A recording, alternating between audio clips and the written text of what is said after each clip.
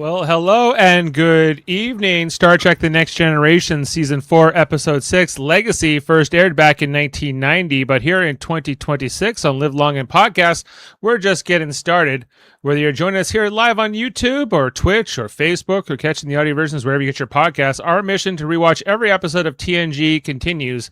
One distress call, one hostage crisis, and one unexpected connection to Tasha Yar at a time. And this is your captain speaking. I'm your host, Dave Mater, joined once again with a great panel to talk all about this episode from 1990. First, stylish, sharp, and tuned into the emotional core. She's watching every moment of the crew's reaction to meeting Tasha's sister, the hope, the hesitation, the heartbreak, and when family history collides with Federation duty, she's our guide. It's Heather Narduzzi. Hello, all. It's Heather Yar, Tasha's other long-lost sister. Uh-oh. It's yet another sibling coming into the mix. Who will be the Supreme Yar? Welcome, Heather. I'm not a secret traitor, though. I am good. Pure and true. Okay, that must be like a middle sister kind of a thing only. Yes. As I am assuming you're the youngest of the sisters. Oh, yes. Of course, also with us, tracking the power dynamics behind the crisis, the fractured politics of Turkana IV, the hostage negotiations, the uneasy alliance between Starfleet and the war-torn colony. When the episode asks, who's really pulling the strings, he's locked in. It's Adam Woodward. Oh, he's muted, but, he's saying something really important. And hey, I'm here. Good evening, Dave and Heather Yar. Happy to be here. Talk about Yar, matey. Or is it Yar? Yar. We are talking about Legacy, which is, what's the number here? I think it's 80, or is it 81? The 80th episode of Star Trek The Next Generation, which first aired back on October 29th, 1990, written by Joe Menosky, directed by Robert Scheer. This episode, the Enterprise responds to a distress call from Turkana IV and the lawless homeworld of the former security chief Tasha Yar, known as Turkana IV. While negotiating with one of the planet's warring factions, the crew encounters her sister, Ishara, who helps offer to, rescue the hostages, but her true allegiance lies with her faction's long-term strategy. And as she gains the crew's trust, in particular Data's, her deception threatens to compromise the mission. And in the end, her betrayal forces Picard to confront the painful legacy Tasha left behind. That's your little summary of the episode. And we got some, great guest star in this episode, Beth Toussaint, who plays Ishara Yar, her one and only appearance. But I think she does a pretty good job. Considering she's coming in here trying to, pick up on Denise Crosby's legacy, if you will, the Tasha Yar legacy. And as we know, fans are not always receptive to the never before mentioned long lost relative trope. No, yes, that's a good point. In particular, of course, I think of Spock, and my mind went to Michael Burnham first, but then I was like, no, Cybok actually was the first long lost sibling that they really introduced. Spock has a ton of long lost siblings. Yeah, his dad was getting busy. Look at Sarek. Who wouldn't, right? Who wouldn't? What a catch! Depending on what version actor we're talking about. How about you, Adam? How's this episode for you? I think I remembered it differently than I did when I watched it the other night. In my mind, I thought we learned more about the colony and what had happened there. But then I remembered I read a book, one of the Star Trek Next Generation books. And Heather, I know you've got a ton of them too. You probably read the same one. I can't remember what it's called. But it's called Survivors, and I was going to bring that up as well. It's the fourth book in the Next Generation ones, and it's the backstory of Tasha and Ishara's home planet. Yeah, and that book was pretty darn good because it filled way more than this story did, and gave more of a picture of them growing up in that world versus what we saw tonight or on this episode. So, Dave, I think I got confused between the book and the episode, and I like the book better, honestly. Okay. But Well, I that's did like the fair. performances. I thought Brent Spiner did great. He's got to basically portray himself not caring as an android, but still caring, and he did a good job of that. I thought, Yeah, because he can't get his feelings hurt, but he does his, he takes about as far as he can within those parameters, I would say, in his yes. performance. And Beth, I can't remember her last name. I thought Toussaint. Toussaint. Yeah, she was very good in that role. She was very convincing, actually. I thought as the, want to know more about Starfleet and join, but that was a little fast.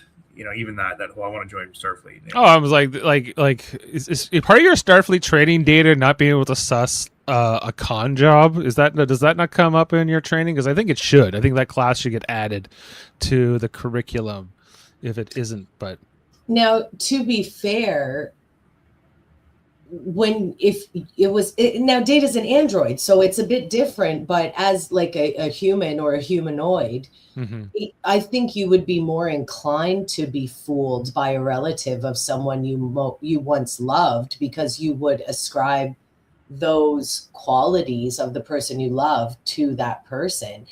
Although Data shouldn't be able to be fooled by such things because he's an android and he doesn't feel right. Yeah, well, Worf was there, Riker was there. By the way, another good performance by Jonathan Frakes at the end of the episode. And surprisingly enough, he didn't try to get with Ishara. Oh, he did. It was off screen for sure. Yeah, that's probably true. Like after he carried her, quite heroically out of there, and then into the transporter room, but. Yeah, like I agree with what you're saying here. I think that she does a great job. I think that the colony and the story of Turkana IV is still something I'm trying to wrap my head around. These are humans, and these are humans of the 24th century, but they're kind of corrupt and violent and they hate the Federation, and the way that Ishara betrays them to, I guess, get revenge on this other faction and whatever else. I don't know. It just felt a bit strange to me because I'm like, I don't really understand where they're coming from entirely.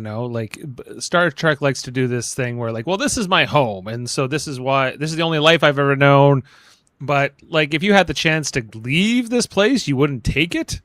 You really wanted to stay because or you and a few others wouldn't, or somebody else wouldn't want to leave. Not Ishara maybe specifically, but no one on this planet would ever want to leave. That just seems strange to me too. So I don't know how you guys felt about that aspect of it. Especially given you would think that you would want to get off the planet as soon as possible, as Tasha did, because they mentioned in the episode, so it is canon, the planet there are rape gangs everywhere. It's extremely violent. And why wouldn't you want to take the opportunity to get out of there? Yeah, and I guess their motivations I think are a little hard for me to accept. But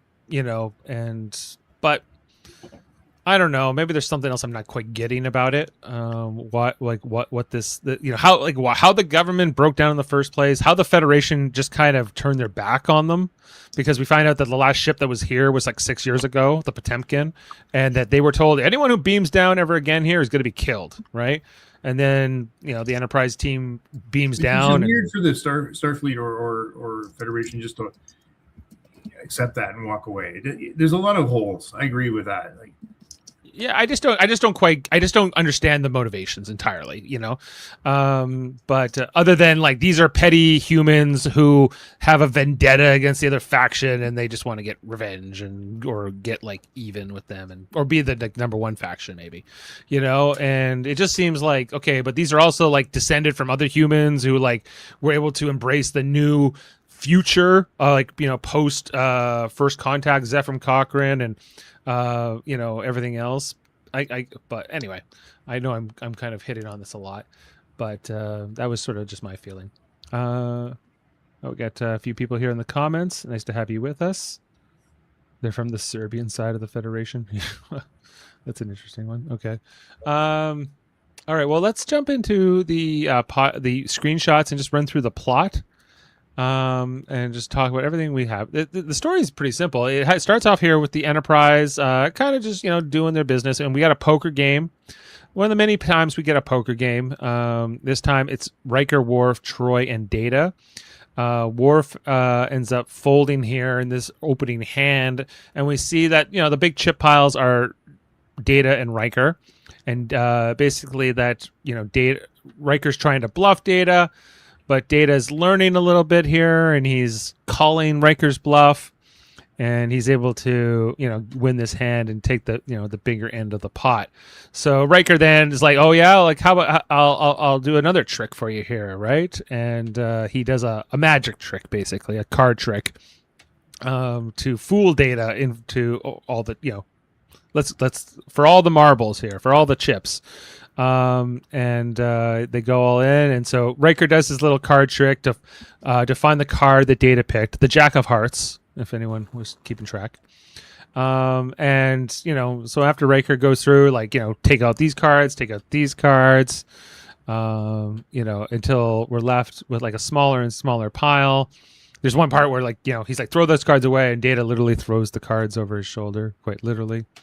Much to the amusement of Troy. But then Riker gets the card. Riker gets to the Jack of Hearts. And, while they think it's incredible for a moment, Data wasn't fooled. He knew that Riker held his thumb on the card and, got through all the trick. And, he's like, I think under the circumstances, I win the whole pot here. So he's able to detect some con jobs here, Data, I guess is maybe the point of the scene. I really like whenever we see them playing poker, because I feel that you always see the natural chemistry and friendship of the actors in the cast come through when they're having a poker scene. I always find that so charming, and they get to kind of be playful and joke around with each other in a way that you don't see them doing, on the bridge or on away missions or anything. I think scenes like this are important just to, or whatever episode you end up getting them into. These are real people. They have downtime. They do things. I like when the handsome young ensign's playing. The handsome young ensign. For the handsome young ensign. He's got a lot to learn about poker, even if he gets straight A's in school. All right. Anyway, they get the distress call. That kind of abruptly ends the scene, and we head out of here. And the Enterprise is going at warp 9.997 as fast as it can. It is not. It is not going fast enough. If they went fast enough, they would have got there in time. Well, Geordi said we can't push the engines too hard, Captain. Come on, what captain ever listens to that? No, he does. He does raise it here, and they're trying to save a Federation small craft, basically outpost scientists. They're they somehow have gotten damaged, and they've crash landed on Turkana IV, the homeworld of the late Tasha Yar, and they can't beam them out of there. We see that their shuttle or whatever it was, it exploded over top of Turkana IV, but then Data does pick up an ion trail that leads to an escape pod that seemingly crashed conveniently right in the main city on Turkana IV, or I guess inconveniently for them. And they say that this is a dangerous planet to go down to, and that Federation officers could be killed on sight, but Picard's like, I don't know, we gotta do something. So Riker, you're up. Riker and Worf head on down and try to get involved here, and that is our teaser for the episode. We're going to Turkana IV, this crazy homeworld. That Tasha Yar, we got to see a little bit of that in season 1 with her. With that one time, it was the the fantasy life. I think it was. I can't remember exactly what episode it was, but we got a glimpse of Tasha's life on Turkana IV. The rape gangs get mentioned here. Isn't it The Enemy Within? Maybe. Anyway, and so after the credits, the away team is here getting beamed down by Riker, talking about the whole thing here. And Worf has a big objection. He's like, we can't bring Dr. Crusher. She's I think he's implying she's a woman, and she's a higher at more risk here, basically because of the rape gangs. And they're they need a doctor to go. And so Crusher tells Worf to stick it. I'm going, no matter what. They might need a doctor. So, and so does Riker, for that matter. Riker's like, she's going, Worf. Shut up, and we're all beaming down. Let's get ready. They go into the tactical formation as they go into the transporter room here, and beam on down as they have to be prepared for almost anything here. We see the surface of Turkana IV briefly before we head into like the subterranean levels on the beam down, and it's one of the great Star Trek matte paintings here, and it's clearly a world that's seen better days. The colony maybe used to look a little nicer, and we head down here, and I felt like I was in I don't know, like some kind of dystopian futuristic world here. It's kind of this dirty subterranean levels. The Enterprise away team here, led by Riker, they start making their way through. But like then when they're walking around, like the Turkana IV colonists seemingly don't care. They're like, whatever. Hey, like I don't know how often Starfleet officers come through. Probably not often, but that's like it seems not as bad, or they make a line here that's not quite as bad as what Tasha told us it was, and we get the sense that maybe things have changed here a little in the year since she left. But just then we meet this faction that have the blinking yellow lights in their chest, who don't like the faction with the blinking green lights in their chest. But this is the first group that Riker and his team meet. And there's a bit of a standoff here, and take me to your leader, is kind of where we head next. And we see them opening up this crate of synthahol here. We get to meet the leader of the faction, this faction that they meet there. He's called Hane.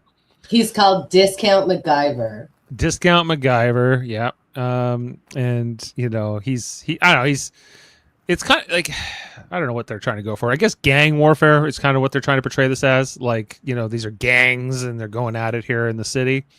They're stealing each other's booze. But he kind of explains that the two factions, they can't, because of these proximity detectors, they can't really fight each other all that much. Like, they're kind of forced into their sections, and there's only like small skirmishes here.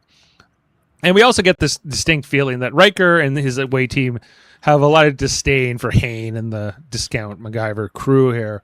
They explain that the hostages, like the crewmen that they're searching for, have been captured by the other team, the other faction. I think they're called the Alliance, right? And I think that this faction is called the Coalition. But that they're able to get them out. So this Hane guy, he's like, I'll help you if you like trade me weapons, and I can't risk you trading weapons to the other team. But obviously Riker and the Federation don't want to do that. So he's like, well, take this offer back to your captain and let him think about it, because you don't have a lot of other options, right? And so that's what they do. Data does mention though, we've heard about Turkana IV. One of our comrades used to be from here, right? Which kind of captures Hane's interest here. And when they leave, he gives them the bottle of synthol. He's like, take this back to Captain Picard. He's got a little gift, which Riker does. And then after they beam out, Hane says to his guy, "Tell me everything there is to know about the Starship Enterprise." Whatever, I guess, black market information that the people of Turkana IV have purchased on that particular ship. And we head up to the Enterprise, where Riker briefs Picard on the whole situation. I don't know. Picard seems like he was into the synthahol. I don't know. He didn't seem to hate it.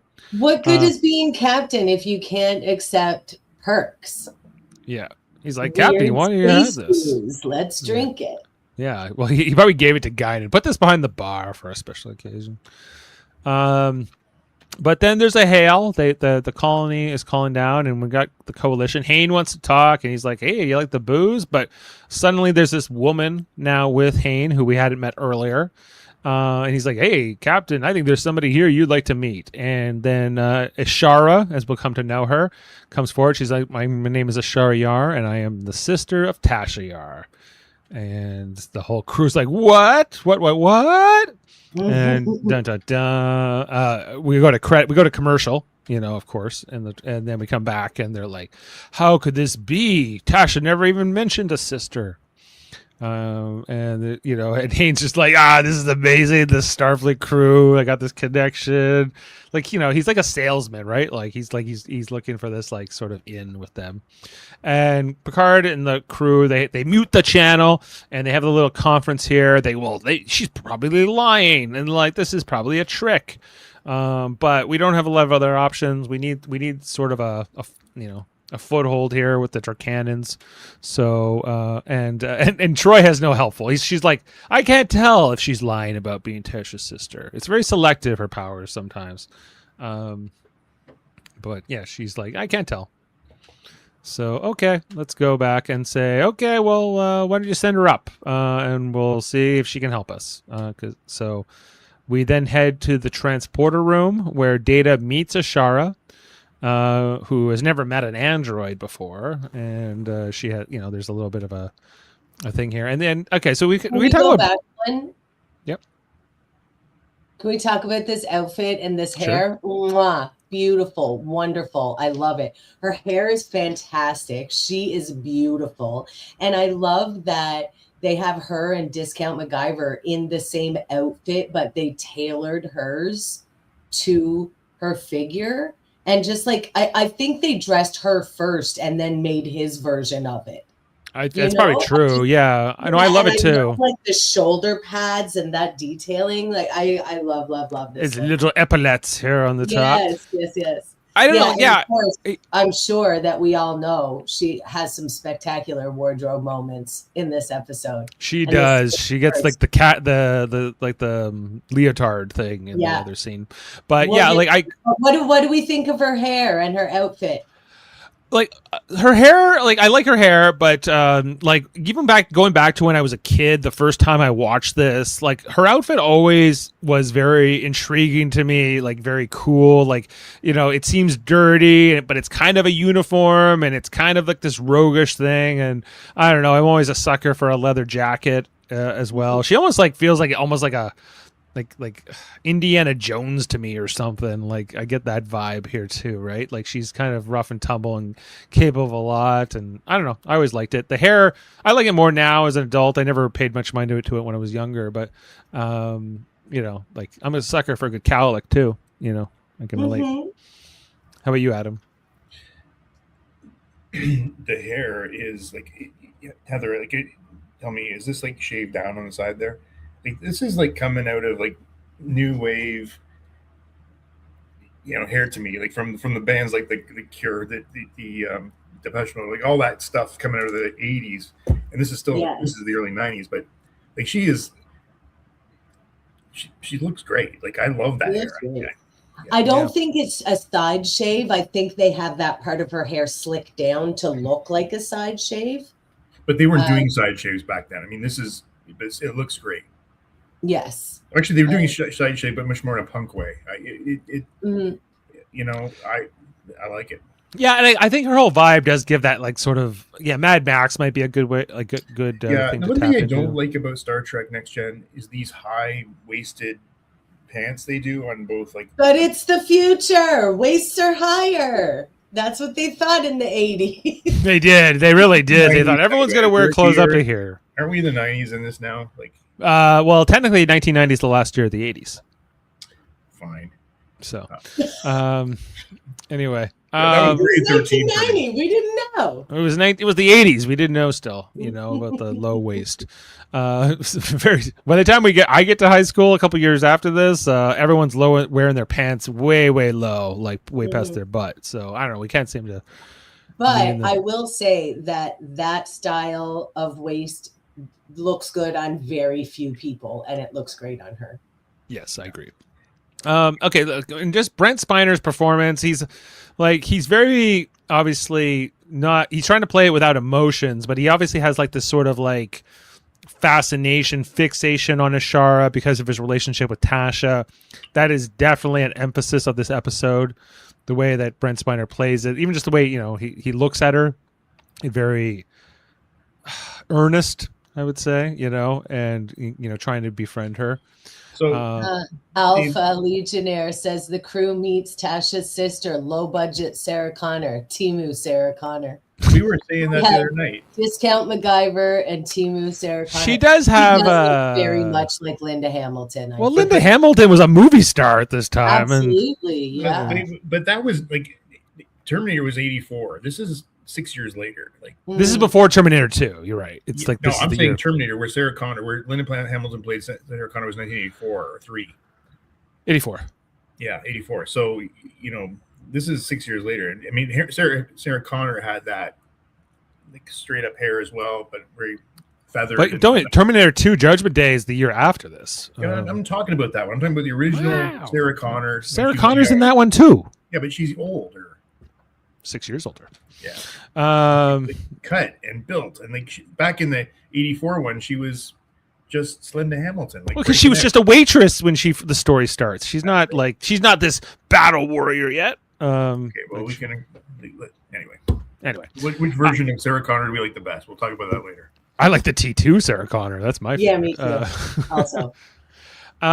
Anyway, so they before you go on here, I just looked up the summary of the book Survivors. It's a good summary here. It's a human colony that fringes on of known space at this time, isolated by the rest of the galaxy. The last report, they were on the verge of becoming a true interstellar community, a full-fledged member of the Federation. But in the book, now the USS Enterprise D has received a distress signal. They're in the throes of a violent revolution, a revolution led by a merciless warlord who's committed countless atrocities in the name of freedom. So... Well, it sounds like, and remember at the end of like the Section 31 movie, if we want to remember the Section 31 movie with Michelle Yeoh, that like at the end of that, she's like, "We're going to Turkana IV." I didn't remember that. Yeah, they're making another one. Hey, we'll come back to that. They are. They're really gonna make it. Oh wow, that's what I saw. And that would have been in like the like it's not quite clear what year that Section 31 movie's taking place in. I guess to the point where Rachel Garrett's younger than she is in like yesterday's Enterprise, but that it would be before like Tasha and Ishara would be born. Like it would be well before that. Anyway, and we as Data and Ishara are walking through the corridors, heading up to meet with the captain. Ishara is giving a less than flattering version of Ishara. Goes out of her way to call her a coward for leaving the colony when she did. And Data's like, no one has ever called Tasha a coward before. That's just he was very startled, as much as an android can be by that statement. And so.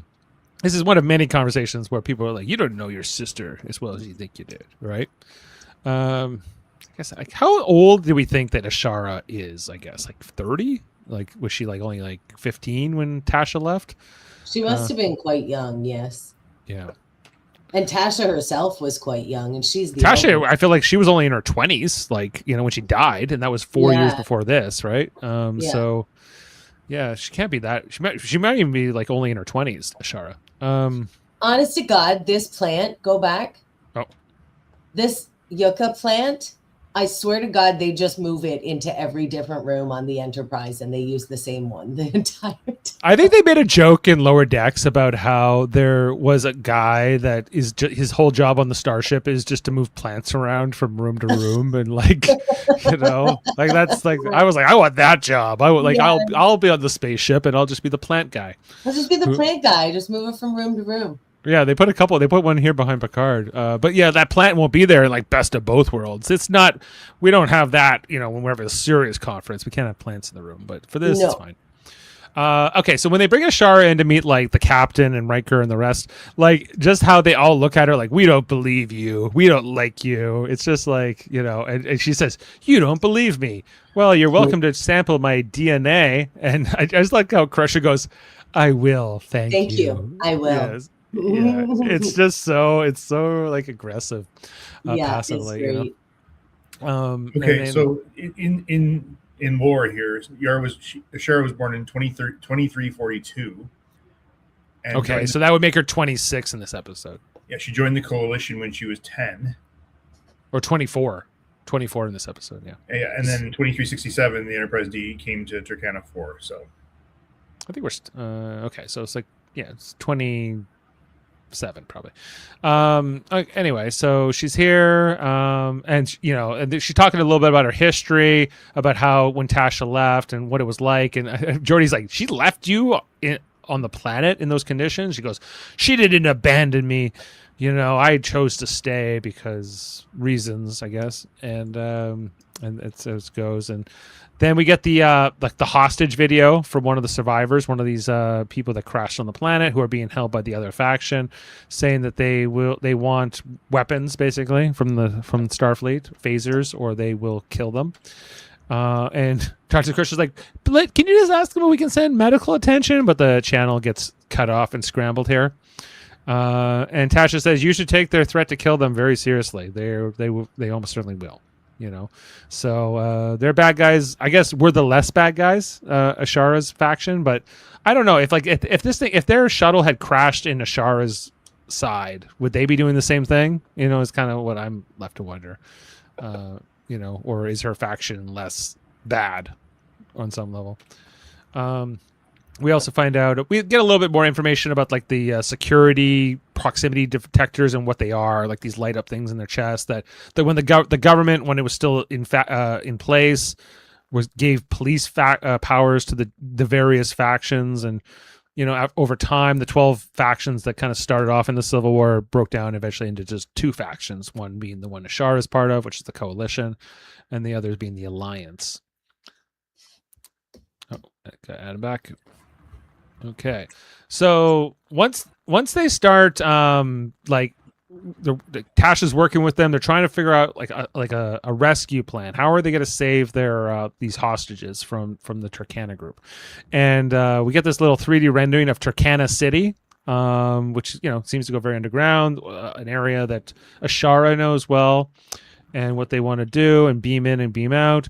And so Ishara has this plan, like what I can beam in. I have my security sensor. It will automatically trigger like the security system, and then you, as the away team, can like go in and like find your like basically what's left of the escape pod, and see if we can use that part of the escape pod sensors to, you know, locate where they are, locate the hostages.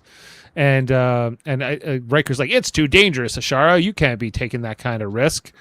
But she's like, I was ordered to help you. Are you gonna be a wimp here, Riker, or are you gonna let me do it? She gave it to him. She gave it to him hard, right? And he was just like, oh, well, I'll talk to the captain about it. You know, listen, this again, you've got a strong woman, AK. The other one is Shelby, telling him how it is. Mm-hmm. And Riker does not take risks. He plays it safe. Plays it safe, just like Shelby said he did. You know, yep. And it's pointed out again. Right. Well, Riker is a disappointment. He does bring up the fact that Tasha died on his watch. Come on, Heather, take that bait. Riker is a disappointment. No way. Adam came to fight tonight. No, he's been trashing Riker for months. I know. So here we go. Anyway, and then Data's like, well, you know, like, wait a second, he can be safe because there's no starships to be promoted to right now.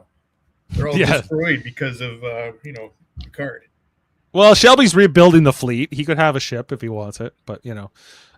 Anyway, so it just there's this whole thing where Riker, after like Ishara and Data leave, where Riker just looks at Worf and Geordi, and he was like, oh, that was something, huh? With Ishara, same look that he gave them when Shelby gave him crap. Oh yeah, it's the same thing. You know, I'm not sure what it's meant to convey exactly, other than, whoo, spicy, I guess.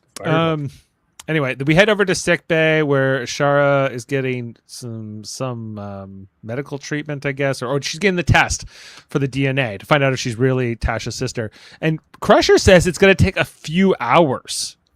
Like, this is the 24th century, everyone. Like, come on. Like, what was going on here? I think in my mind, she has done DNA testing and it's worked a lot faster. Even before this, right? Like, there have been episodes before this that have, you know, come up. And I guess this whole idea of DNA testing in 1990, I don't know how understood it was. I know from the O.J. Simpson trial, it actually really wasn't really understood that well at the time by the mainstream public. It was kind of this newer idea. And so I guess this idea of a few hours to run the test, plus the plot kind of demands it, is what we get here. But well, I mean, not to bring back horrible memories, but when Paul Bernardo was, they were trying to link him to the Scarborough rapist. Mm-hmm. They sent his DNA off, and it was going to take 3 months before it came back. Yeah, and I get that for like 1990, for the real 1990, but like, well, then when you said people didn't understand it, that's kind of a reason why it wasn't right. It was kind of like this whole new thing in science, right? Like that the idea of like connecting people through their DNA, like that people are related to each other, etc. Yeah. Anyway, so the Riker then comes through sickbay shortly after, says, "Captain," he says, "yes to your plan." So we're going. Let's do this. And they proceed. They beam down. They find out where the escape pod is being guarded by the Alliance.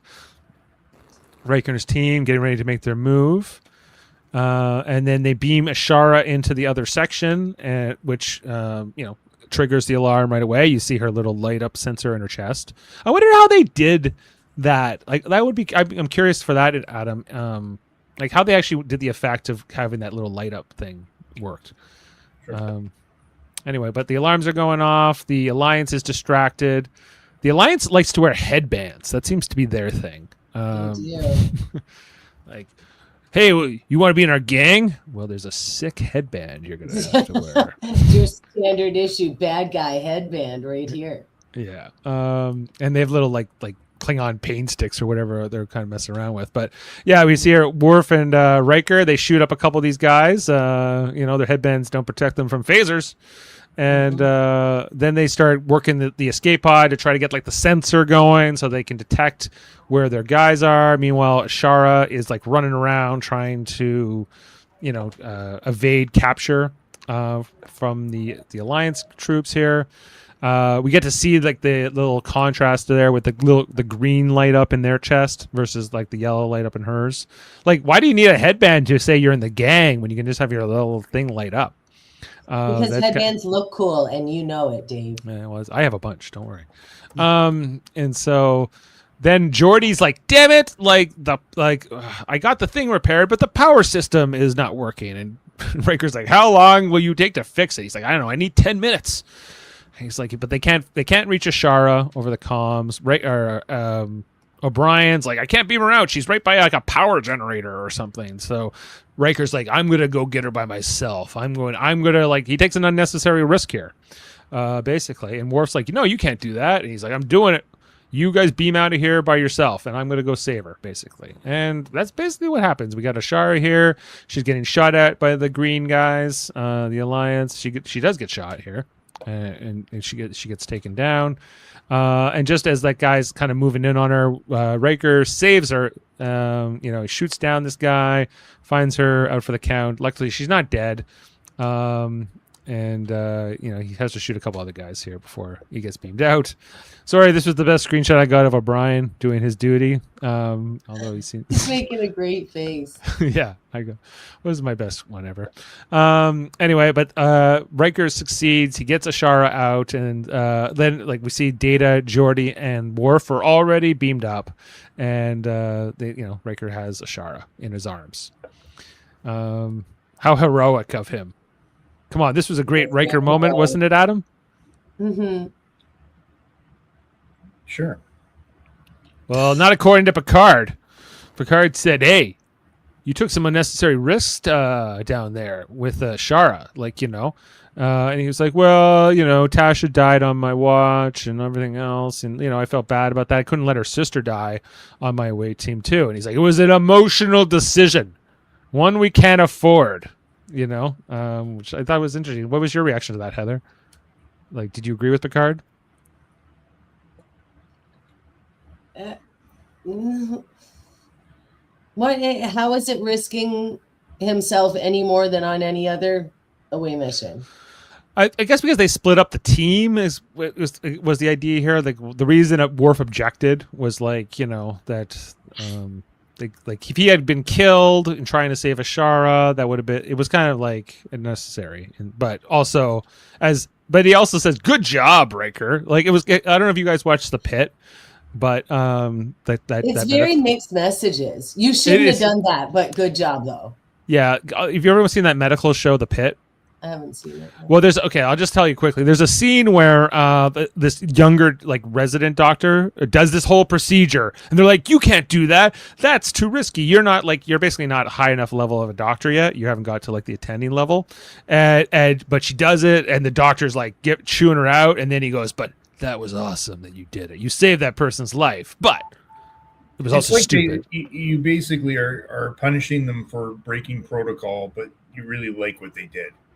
Well, you're happy with the result, but you're not necessarily happy, because if it had gone bad, then Riker would have got all the blame here, right? For the as decision. he should, and never does. But yes, yes. Lay off Riker, God. Jeez. Alpha says they always send 80% of the command staff rather than grunts or something anyway. What's riskier than that? Well back in the original series, they Kirk went with the Doctor or Spock or both with a ton of red shirts. It took them 100 years to realize it was a bad idea to send the captain down, on the away mission. So they're working up to it. When Captain Archer would go, he was going into danger all the time. Yeah, well, that was well before. And you never saw T'Pol once say, "Don't go." She was like, "Go," or even more better, say, "I'll go for you." No, she never wanted to go for him either. None of that. Anyway, okay. So then, Ishara. Keep wanting to call her. Ishara's back here. She's getting some medical treatment, but she'll be okay. And then Picard's like, "Hey, thanks for helping us out down there. You did a great job." And whatever. And then she's like, "Yeah, but my sister sucked, didn't she? She was a coward and she left me." And he's like, "Let me tell you about your sister. She was awesome. First time I ever saw her, she was flying through an asteroid belt just to save an injured colonist. When I saw her, I was so impressed with her. I was like, put her on my next ship." Because some captain owed him a favor. And he's like, "I'm sorry you never got to know your sister the way I did, because I think you would have been proud of her." So whether this gets through to Ishara, I'm not quite clear. I don't know if any of this works on. I don't know if Ishara's opinion of her sister really changes in this episode, based on her actions or not. But I think some of her friendship with Data is real. But anyway, then they get back to okay, how we're gonna save the two hostages from the Alliance. They've been moved even deeper underground now, so they don't think they can transport in. But something. Okay, sorry, I got distracted by the outfit. Let's change subject here quickly So this is the Ishara's second outfit, not her her leather jacket. And so at this point, is she just now going to the her quarters and replicating something to wear? Yeah, listen, if you lived on a planet where all you had to wear was a dirty old Indiana Jones leather jacket, don't you think you would get yourself the latest in onesie spandex technology on the flagship of the Federation and start replicating yourself a new wardrobe? Because I most certainly would. Hell yeah. And she looks amazing in this. It's one of her many outfits. I guess it's two outfits she wears in this. Data trying his hardest not to activate his fully functional program. Yeah, this is why he sits for the scene, I guess. And I don't know. She always looked great in this. A couple of poses she does in it. Look here, Data. We can be. She looks great. It's so 80s too, with the shoulder pads and the shape of it. And yeah, she's great. I love this outfit. Yeah, that's great. Then she goes, "Where did my sister work?" And he was like, "Oh, over where Worf is now."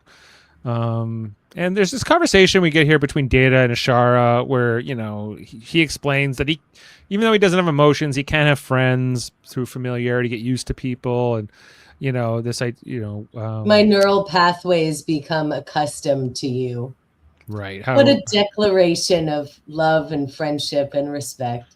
Of course, which I think kind of reaches her. And then we transition to another scene here in engineering where they're like, well, even though we don't think we can beam in, we might have another plan here, because Geordi proposes this idea of like, what if we drill down with our phasers, and then we can actually, like, that will create like a little bit of a hole, and we can beam down into the colony, and then they'll never see it coming. But Ishara is like, well, it would work, but then I can't beam in to help you because my sensor will set it off, and they'll know me right there. Too bad it can't be removed. And I think that it's Data is like, well, I think we can remove it, even because we find out that these implants are designed to explode if they ever interact with air or oxygen. And Data's like, well, we can just create a little force field, let's put some argon gas in there or neon or something, and done. I'm sure we can remove it safely. Well, here's night. This whole idea that she even has to hesitate about like whether she wants to give it up or not is also kind of like, because she can always get a new one if she wants it, right? But this is where, for me, the episode went a little. Oh, excuse me, guys. I'll come right back. Okay. Is that a hockey ringtone? Yeah, it's like the Hockey Night in Canada ringtone. Cute. Yeah, but yeah, just like her whole dilemma here, Heather, on whether or not she's going to, get this thing removed or not. Like she has to think it over. I don't know. Like, I don't understand the motivation either. Why would you not have it removed? And I think that I would. So I guess like what I wish the episode did more is like I don't get a fully formed picture of her moral dilemma. Like I get that she explains that if I was raised by these people, they're like the only family I've ever known. But we meet Hayne and he seems like a jerk, and that's really our only frame of reference, like what she's holding on to and what she's protecting and what she feels this loyalty to, and he doesn't seem like he's worthy of any of that, right? So it's a bit puzzling. This, we get the scene here with Ishara and Data in 10 forward. They're talking more about Tasha, and what happened with her, right? And this is like leading Ishara to decide, I not only do I want to get the implant removed, but I actually want to join Starfleet. And we see Data goes to Captain Picard, and Counselor Troy says like she's ready to turn over a new leaf and be this new person, join Starfleet and help us and get the implant out. And we just see like the looks here from Troy and Picard. They're like, maybe, but like this seems a little off, Yeah. They're very like not completely dismissive, they're both but like the vibes are all the way off, and what is going on here, because it's not right, and they have more of a sense of this, but they're like, but Picard's like, well, if she wants to go, like that's her choice, like if she wants to leave the planet, then we'll help her, but if she has to want to do so. So then Data's getting ready to leave and talk to Ishara, but then Troy pulls Data aside here, which I thought was an interesting. She's like, you seem very forceful in your advocacy for Ishara, right? You're going to bat for her big time here. What's that about? That's not entirely like you, right? And he's like, well, she can help us save the colonists. Like this is all quite logical. What I'm doing here. I'm not getting emotionally attached. Don't worry about me. And so Troy's like, okay, like I can't really refute that, but I don't know. I felt the need to ask the question at least. And then, she goes over to Data, then makes his way to Ishara in the bridge of the Enterprise. And he's like, good news. The captain's going to go down with the plan. You can get that thing removed from you by Dr. Crusher soon. And, you can keep going here. She even gives him a little kiss here on the cheek, right? I got a little kiss from Ishara. And then she's like, I just want to give a little private call. I want to tell my friends on Turkana IV, hey, thanks, but I'm out of here. I'm going to be moving on after this mission. Right? He's like, okay, you can go use the phone in the conference room. And then she calls Hayne, and the only thing she says, it's working. It's working. It's working. We got them right where we want them. And then we go to commercial while we ponder the fact that Ishara Yar is going to betray her newfound friends on the Enterprise. Exactly. Not very Yar of her. Anyway, so we get commercial, we come back, and then Ishara has had the surgery here, where she's coming out the final moments of it. We see the implant removed. It's just like this little yellow plexiglass thing. They didn't break the bank on that effect, that's for sure. No, yeah, something even simple can be good too, though. Yeah, you don't need to have all the bells and whistles for this little thing. And Dr. Crusher gives it to her and says, "Oh, you can hold it as a souvenir." But she immediately gives it to Data, who will have this by the end of the episode. Add to his little collection of things he owns. You should keep it. Maybe that's not a weird gift for an android, but like, if a girl I had a crush on was like, here's something that was embedded in me to remember me by. For a long time, I'd be like, girl, let's just take a picture or something. Yeah.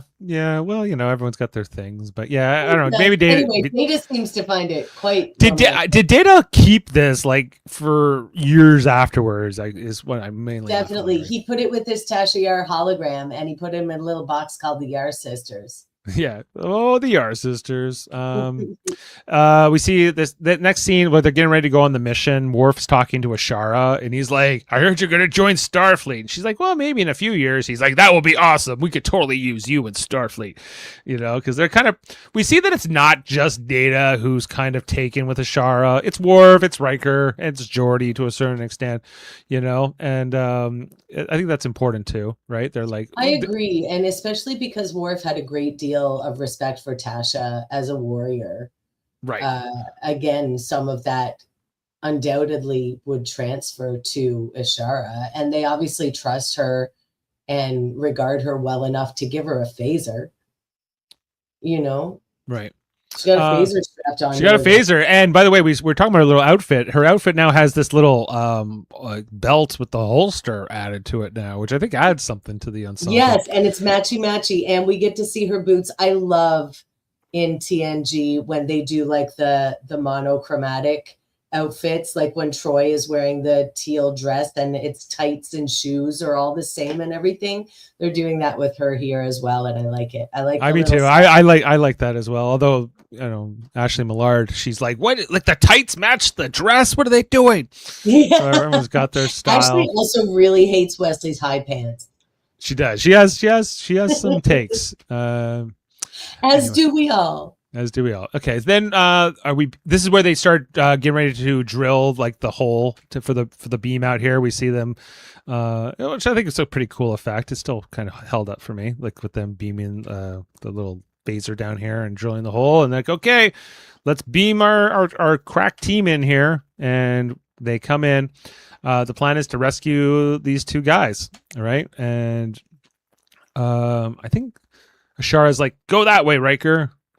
He's like, "Okay, cool." And then, they start shooting people here. The guards who are got the guys, they phaser through the door to rescue the two hostages here, which, they even have to get their bindings off here with the phasers. And Ishara, she goes her own way. She starts shooting random people. Like, on the Alliance side, she doesn't seemingly need to. This one guy, kudos to him. He got stunned pretty good, but he held on just long enough to shoot the alarm as he goes down here, which kind of gets everyone on their case. Red alert, if you will, for the planet. And Riker's okay. We got to get out of here, but we don't have Ishara. Where is she?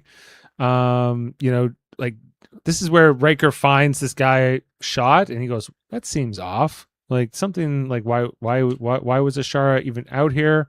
Where is she now?" But Data wants to go find her, and we find that Ishara is moving her way towards I guess the powers, where the power generation is for this part of the city. She takes out this guard, and she's getting ready to basically blow up this side of the city, and so that they can kind of move in and take over and kill all the other faction leaders and do some bad things. But then Data's like, "What are you doing? This is not nice what you're doing." And she's like, "Well, this is what I'm doing. you gave us a great opportunity to really stick it to our enemies once and for all. And he's like, well, the Federation's going to be blamed for this, and we don't want to be responsible for this civil war. And she points the phaser at Data. We'll find out later that the phaser was set to kill. She was contemplating actually killing Data, and it even goes as far as to take the shot here. We'll see. Right? She tries to get him to walk away. She tries to plead. She doesn't necessarily want to kill him, but she's prepared to. But he can sidestep a phaser blast, just by moving out of the way.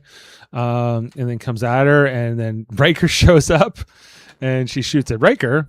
But that gives Data an opening to sort of phaser her, and ends her little plot to enact war crimes and all kinds of other things. So that was a good move. And then Data, he powers down the reactor and averts this crisis, I guess. And they just kind of look down at Ishara with like, I guess she wasn't who we thought she was. We transition to the Enterprise. Ishara has been changed back into her clothes from before. She's now back in the leather jacket. Worf is now, I guess, escorting her around since they got back, and Haynes like, I want Ishara back. We can't blame us for trying to use you guys to commit war crimes and all these other things, and and they could hold Ishara for crimes, for shooting at Data, shooting at Red Riker, but Picard's just like, yeah, no, let's just send her back and move on here. Like, this was, even Riker's or Worf here. What the hell? Yeah. I wanted to airlock her, after all this. But he did. He would have too. Yeah. But, Picard more restrained. And then Data gets the honor of escorting Ishara to the transporter room. And then we get this little moment here with Riker and Picard where Riker's like, you went kind of easy on her, Captain. He's like, don't worry, I don't like her either. But this is, I think, the best move in this case. Like, it doesn't seem right. Just we got our people back. No one else is dead. Let's just leave it alone, right? And he also says something like, we wanted her to be like Tasha, right? We wanted to see Tasha in her. We all did, and we all kind of got blinded by that, So it's a lesson learned. And as Data's walking Ishara to the transporter, like, he's not talking to her. She's like, you won't even talk to me, Data. He's like, what do you want to talk about? Like, what do we even talk about? And in the transporter room, she's like, not all of it was fake, Data. Like, we were kind of friends. Some of it I kind of meant, but Data just says energize. Yeah. Like he's trying. Like, she said, she kind of pours her heart out to him here, and I think some of it might be sincere, but I think that Data did the right thing for himself there, and whether you're a humanoid or an android, when somebody has wronged you like that and you don't know if you can trust them anymore, what else is there left to say but right. Energize. And this is like we'll find out the first time Data's really dealing with betrayal, but it kind of isn't, because we know that like Lore has betrayed him, and like Lore's betrayed him like 15 times by this point. Yeah, but speaking of long lost siblings who are up to no good. Exactly. Like, Shar and Lore teaming up. What would that be like? That would be fun and hot. Yeah. Well, they probably would be. She'd be like, "You're not like Data at all, are you?" But so when she said, basically gives this apology, and then like he's just like energized, and you just see like the look on her face where she's like, "Oh," which I thought was very satisfying. I thought it was a good resolution to this story, because it does too leave it ambiguous as to whether, I think you can interpret it how you want. Like, some people do feel that Data does indeed experience emotions, and we know from The Most Toys where he says, I'm only an android, but the way he delivers it, you're like, are you? Are you like we're No. constantly told he doesn't have emotions, but That's right. a lot of his actions kind of contradict that. That's right, which is why I think this performance in this scene is so genius, because he appears to take it all in and he just says energize, and it's up to you, the viewer, to interpret his facial expression there, you know? Mm-hmm. And I think you could have ended the episode right here. Mm-hmm. But like choose to add this other scene where basically it seems like it's a few days later. I think they say in the dialogue where, you know, Data pays a visit here to Riker in his quarters. He's like, I can't get Ishara out of my head. You know, I feel kind of dumb because I trust her, and you know, it's betrayal. Riker gives this whole conversation about betrayal, right? Like how trusting people is hard. You're never prepared for betrayal, but you know, like it's the rewards of having friendship and trust outweigh the risks, you know. But Data hasn't really had to process this kind of thing before, even though he kind of has. But you know, I guess not from Ishara, right? Like I guess like because how much his feelings, his thoughts, his neural pathways are, how much of this is really just about Tasha and how much is it actually about Ishara? You know, because I don't think if Ishara wasn't the sister of Tasha, I don't think that it has this huge gut punch to him here, right? Where you know, he's so bothered by what's happened, right?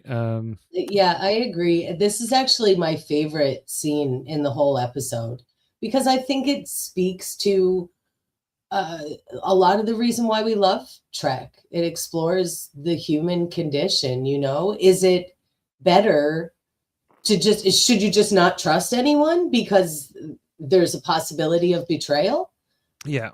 And I think what's really great about like Data and Spock and some of these, you know, like and the Doctor on Voyager and these characters that we kind of look at through humanity's lens, I think especially for kids, I always think that like that character was really good for being a young person watching Star Trek and being sort of like having these things explained, but they make sense in the context of the story.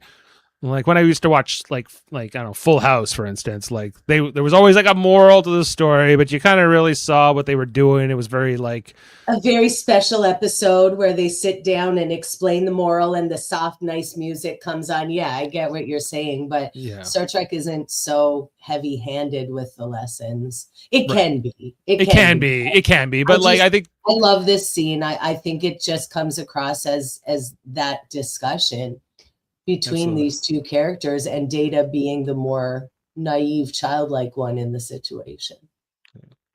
Adam's not making it back tonight, so it's just okay. You and I. And then after the conversation here with Riker, he kind of just comes out. He looks at his little chip that he has left over from Ishara, and like we said, he probably put on his little shelf and put a sign that says the Yar sisters.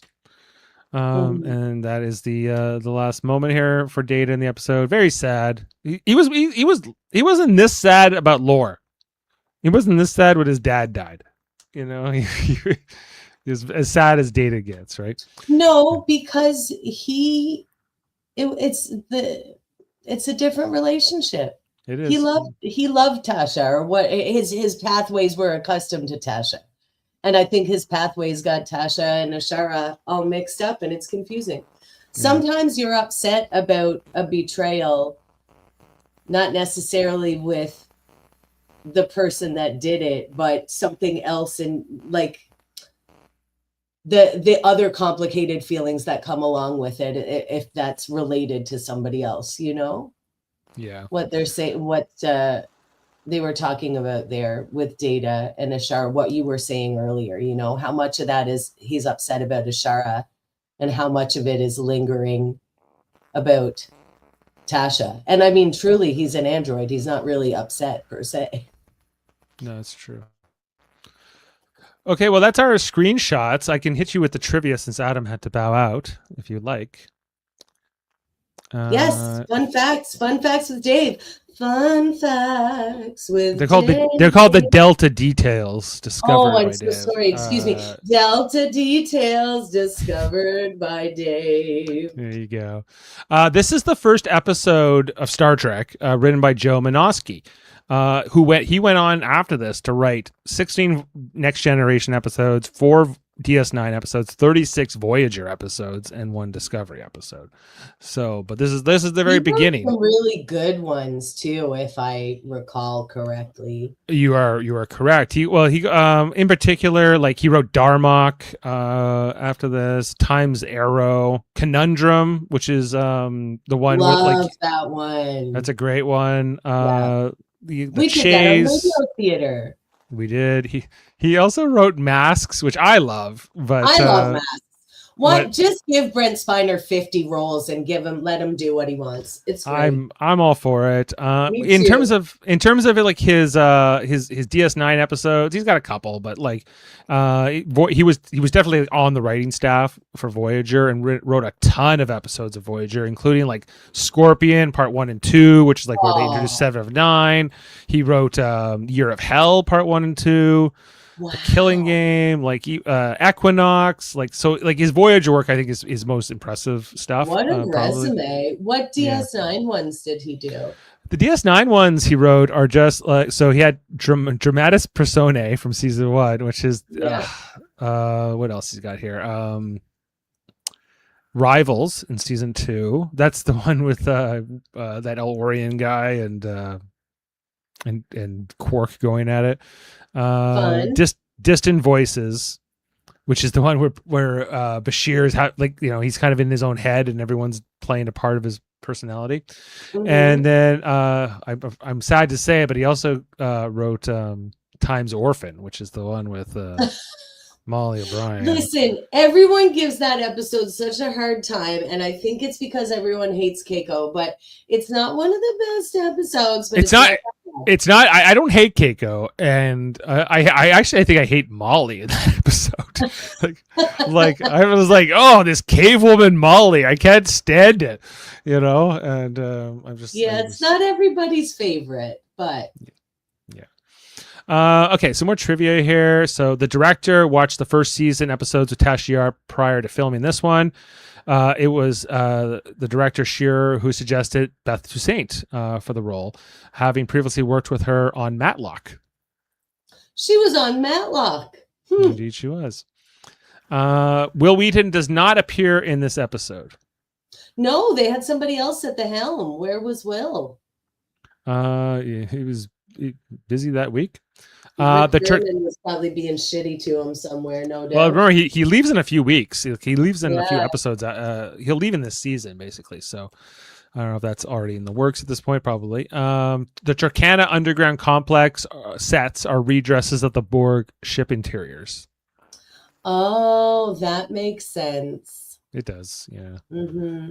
They were so good with like reusing sets and props and redressing things. You had to be for budget reasons, but they're like a lot of props to their production designers and set people and everything. They did a lot with what they had. Yep. I thought it looked good. I wasn't like, oh, they're on a Borg ship. I wasn't worried about that at all. So we have, this is as mentioned, the 80th episode of Next Generation, which broke the 79 episode record by Star Trek, the original series up to this point. Oh, that's fun. So Next Gen has we have more episodes than you, original series. Take that, TOS. Which makes the legacy title fitting. Michael Piller remarked about this episode. It was a good episode because of the performance of the girl and the relationship between her and Data. I like how he calls her the girl. The girl, yeah. There's nothing as poignant as seeing the betrayal of an innocent as Data is. I was very happy with the show, but it doesn't stay with me. It's a show that has great entertainment value, but it doesn't stick as one that I'll always remember. And I think that's fair. I don't think that this is the biggest episode of TNG, but I think it's a completely serviceable episode. I feel that way too. It's not one that I always skip by any means, but I don't really remember the specific plot points, or it's not one it's not one of my go-to episodes, Yeah, I completely concur. The writer, Joe Manoski, said the pleasure with Data was walking that line between android and human, hinting at moments when a deeply vulnerable, true humanity would be glimpsed beneath the machine. True humanity, or was it just our imagination? That was the line.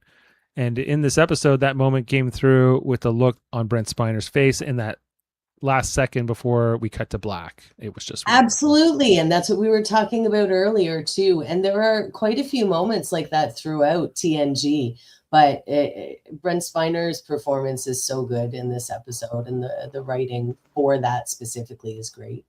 Yeah.